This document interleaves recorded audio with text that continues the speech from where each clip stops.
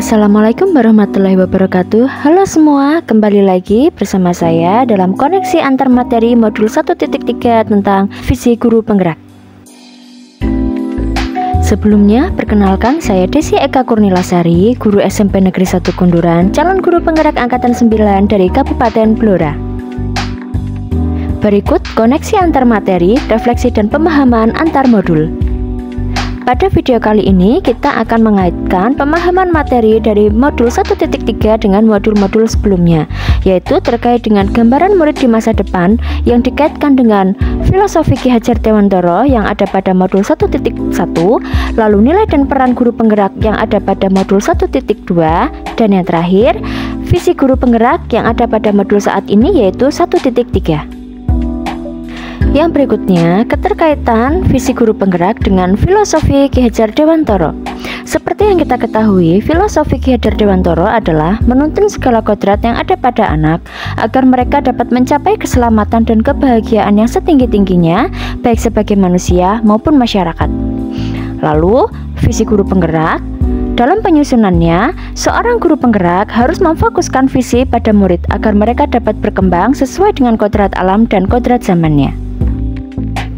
Yang berikutnya, keterkaitan visi guru penggerak dengan nilai dan peran guru penggerak. Nilai guru penggerak yang kita ketahui adalah berpihak pada murid, mandiri, reflektif, kolaboratif, dan juga inovatif. Yang berikutnya, peran guru penggerak. Yang kita ketahui adalah menjadi pemimpin pembelajaran, mewujudkan kepemimpinan murid, mendorong kolaborasi, menjadi coach bagi guru lain, lalu menggerakkan komunitas praktisi. Dan yang berikutnya adalah visi guru penggerak. Visi guru penggerak harus mencerminkan nilai dan peran guru penggerak dalam mewujudkan profil pelajar Pancasila. Kesimpulan keterkaitan koneksi antar materi. Visi guru penggerak merupakan cita-cita pendidikan yang akan dicapai. Visi guru penggerak hendaknya tersirat makna yang berkaitan dengan filosofi pendidikan Ki Hajar Dewantara. Apabila guru penggerak sudah memiliki nilai dan menerapkan peran guru penggerak, maka visi yang telah dibuat dapat dengan mudah terwujud. Visi tersebut akan tercapai bila terukur, konkret, sistematis, dan terencana. Untuk mencapai itu, perlu suatu rancangan yang disebut dengan inquiry apresiatif atau IA dengan tahapan yang bernama Bagja. Berikut pertanyaan pemantik. Apa yang Bapak Ibu pahami mengenai kaitan peran pendidik dalam mewujudkan filosofi pendidikan Ki Hajar Dewantara dan profil pelajar Pancasila pada murid-muridnya dengan paradigma inquiry apresiatif atau IA di sekolah Bapak atau Ibu? Berikut keterkaitan filosofi Ki Hajar Dewantara, profil pelajar Pancasila, dan juga paradigma inquiry apresiatif. Filosofi Ki Hajar Dewantara berisi tujuan pendidikan, yaitu menuntun segala kodrat yang ada pada anak agar selamat dan bahagia. Lalu, profil pelajar Pancasila adalah perwujudan pelajar Indonesia sebagai pelajar sepanjang hayat yang memiliki kompetensi global dan berperilaku sesuai dengan nilai-nilai Pancasila dengan 6 ciri utama, yaitu beriman, bertakwa kepada Tuhan Yang Maha Esa dan berakhlak mulia, berkebinekaan global, bergotong royong, mandiri, bernalar kritis, dan juga kreatif. Yang terakhir adalah paradigma IA. Paradigma inquiry apresiatif atau IA merupakan manajemen perubahan yang menyongsong kolaborasi dan aset sebagai sebuah kekuatan yang dapat dikembangkan. Bagja adalah model manajemen perubahan yang merupakan akronim dari buat pertanyaan utama, ambil pelajaran, gali mimpi, jabarkan rencana, atur eksekusi sebagai terjemahan bebas yang diadaptasi dari model 5D sebagai bagian dari inquiry apresiatif, define, discover, dream, design, and deliver. Kesimpulannya adalah Ki Hajar Dewantara mengemukakan bahwa dalam proses menuntun, anak perlu diberikan kebebasan dalam belajar serta berpikir sesuai dengan kodrat atau kemampuannya. Dituntun oleh para pendidik agar anak tidak kehilangan arah serta membahayakan dirinya. Semangat agar anak bisa bebas belajar, berpikir agar dapat mencapai keselamatan dan kebahagiaan berdasarkan kesusilaan manusia. Filosofi ini yang akhirnya menjadi tema kebijakan pendidikan Indonesia saat ini, yaitu Merdeka Belajar. Semangat merdeka mengajar kemudian memunculkan sebuah pedoman, sebuah petunjuk arah yang konsisten dalam pendidikan di Indonesia. Pedoman tersebut adalah profil pelajar Pancasila. Seperti yang kita ketahui, dimensi profil pelajar Pancasila ada 6, yaitu makan roti manis. Makan roti manis merupakan akronim dari dimensi profil pelajar Pancasila.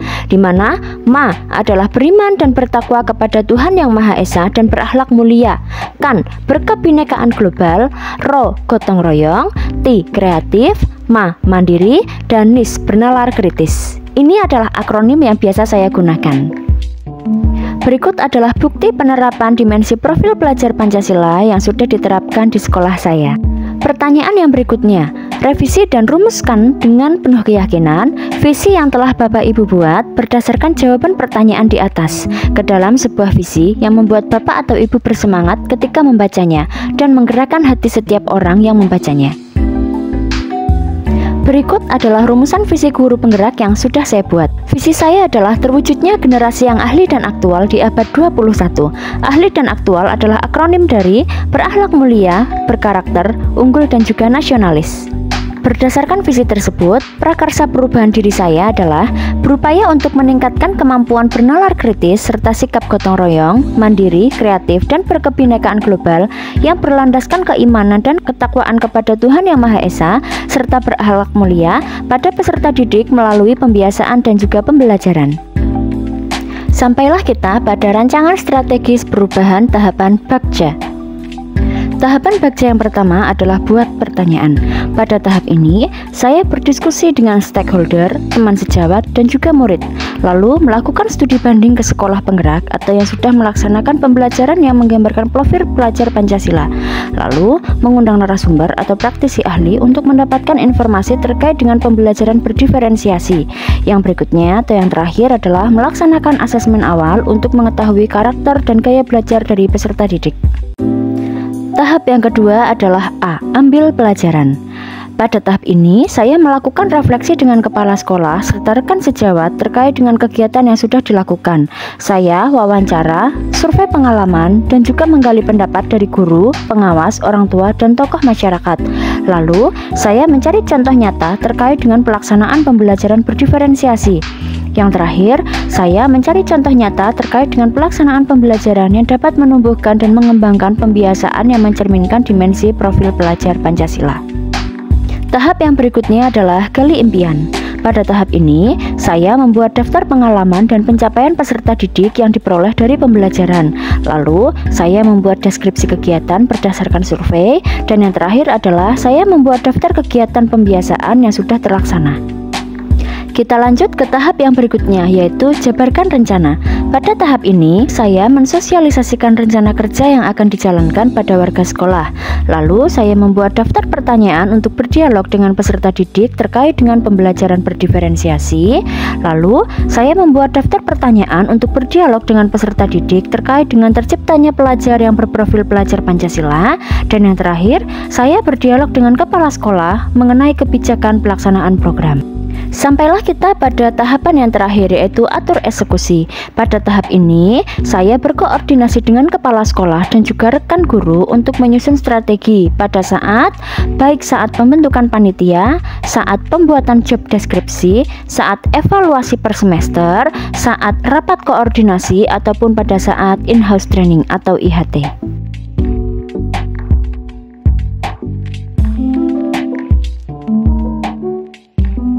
Terima kasih telah menonton pemaparan koneksi antar materi modul 1.3 bersama saya, Desi Eka Kurnilasari, dalam channel Guru Belajar. Salam Guru Penggerak. Tergerak, bergerak, menggerakkan.